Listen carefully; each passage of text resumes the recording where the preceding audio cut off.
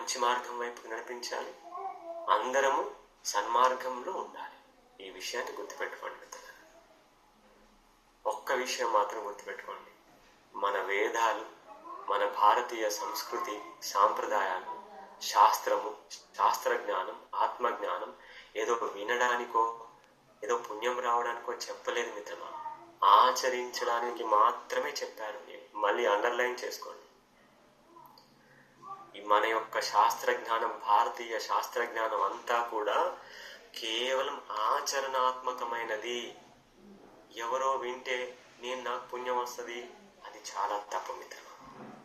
నేను భోజనం చేస్తే నా కడుపు నిండుద్ది, నేను భోజనం చేస్తే మీ కడుపు నిండదు కదా.